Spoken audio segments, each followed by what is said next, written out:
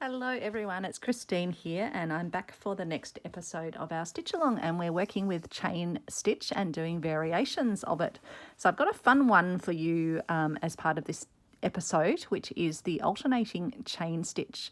So I've threaded my needle with two colours of thread. I'm just using, and they're actually slightly different weight, Finca number 16 and Finca number 8. But you don't want to go too thick because it will make it hard to pull through the fabric. Originally I was planning to use these thicker pink and purple, but no, just too thick on the go.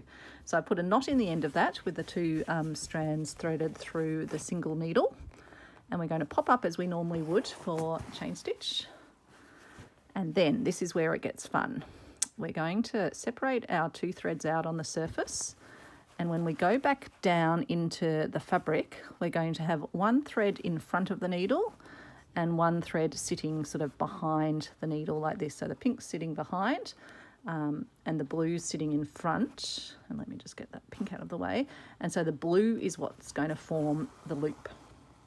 That's why it's called a magic stitch. So both threads still make their way down, but the blue is the one that forms the loop on the surface, as you can hopefully see there.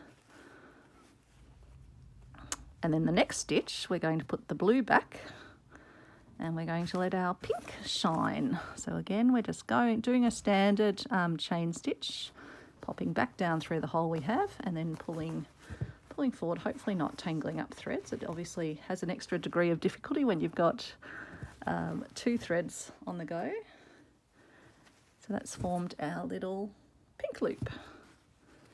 And then we're going to, again, just separate them out on the surface, have the blue pointing down because it's blue's turn this time to star. And again, just coming out of the fabric slightly, a bit in front to make our little loop and pulling our pink through. Now pink's turn. So pink gets to stay in front.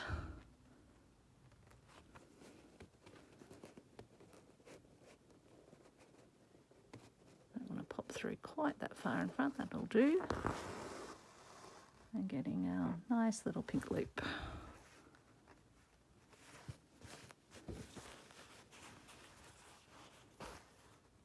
And then popping through again, just back in the same hole. Popping out and making our blue loop. I have not done this variation of chain stitch before, so it's a new one for me. Let me know in the comments if it's a new one for you as well, and if it's one that you think you'll use. It's actually great doing the great big little stitchery swap at the moment because I'm getting to incorporate different stitches into those little stitchery squares that I'm sending out into the world, as well as getting to see what other people what different stitches other people have used in their stitchery squares.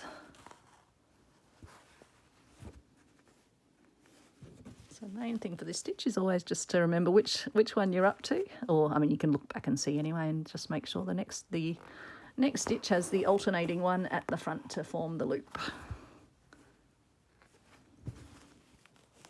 And if you did happen to get it wrong, you could always just unwind one stitch and continue on apace.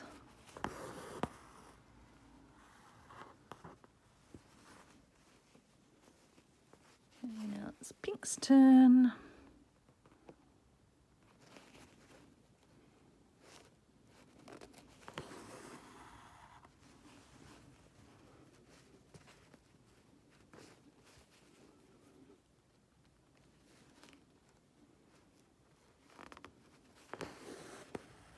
Bluey green turn.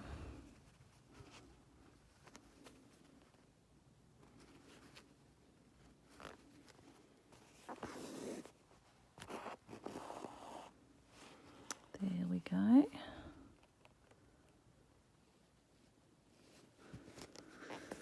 And then I'll pop it down into the fabric, and then I think I might do another row of that, and let's work back the other way.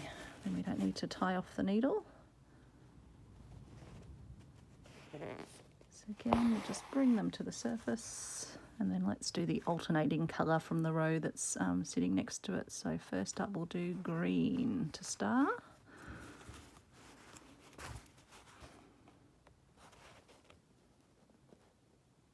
Let's see if I can go straight.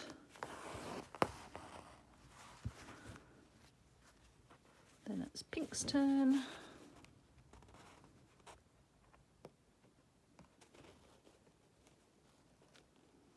Figured I'd keep the pinks in the mix because we had the cast on rows with the letter C. So, although I don't mind having my sampler, my little treasury of stitches to be quite colourful, I think that's fine too.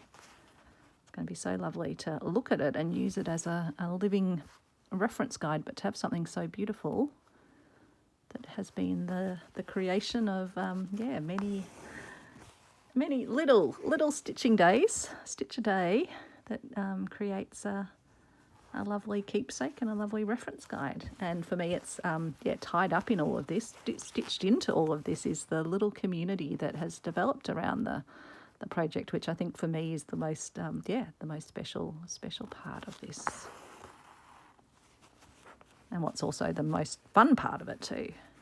Obviously, it's great learning new things, but doing it with other people, there is something about that.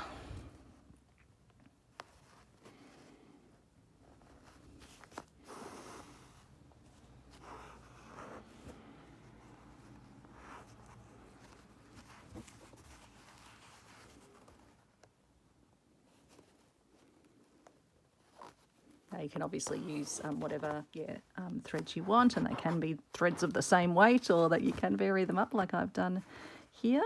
But as I say, the thicker threads that I started with, they were just too hard to pull through this quite tightly woven fabric.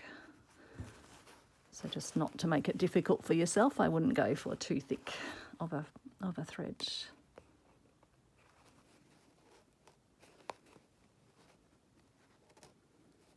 Make sure I'm not going too far crooked.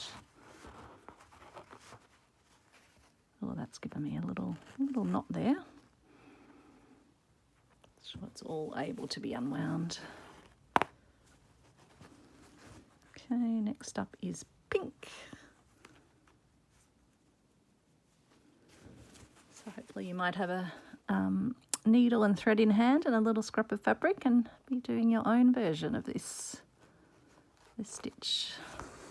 Would love to see it on our little Facebook group, where anyone in the stitch along community can share photos of their stitch along pieces. Would love to see your version, your colourful version. Oops. Thread's getting quite twisty. I'm going to do my little trick of hanging upside down and just letting it sort of spin around a little bit.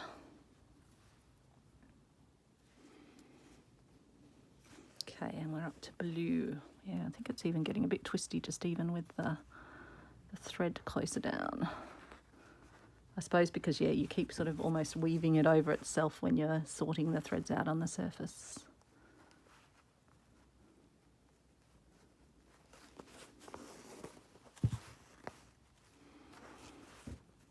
But I love how you don't need two needles threaded to do this stitch. It's just the one needle, two threads, and it is a magic stitch.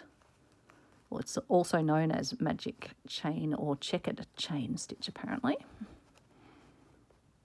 Both of which make sense. Actually, that's not quite far enough forward.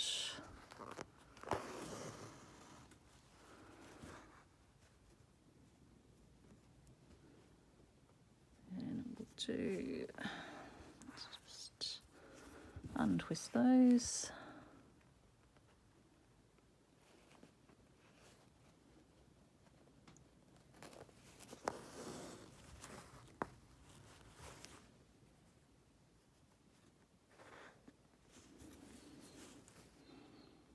And then a final pink stitch, I think, to finish.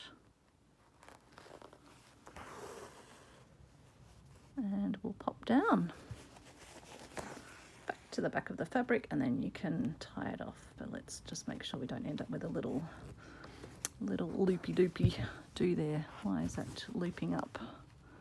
Seems to have formed a little knot there. Let's just get that untangled if we can. If not, I will do it off camera if it's not an easy untangle. I'll just get my little needle, see if that will help. There we go. It's come undone. And then it forms another one, of course, doesn't it? Isn't it being cheeky tonight? There we go. I'm just going to hold it while it goes through so it doesn't twist around. So there we go. There is our magic chain stitch, or our alternating chain stitch. I hope you like that one. Let's get rid of that little bit of fluff. A fun one to add to your stitchery. So we've got some, got regular, we've got the twisted, and then we've got the alternating. And tomorrow we're going to be doing whipped regular chain stitch. So we'll do a couple of rows of regular, and then we'll whip that together. Thanks for watching, everyone, and take care and see you soon. Bye.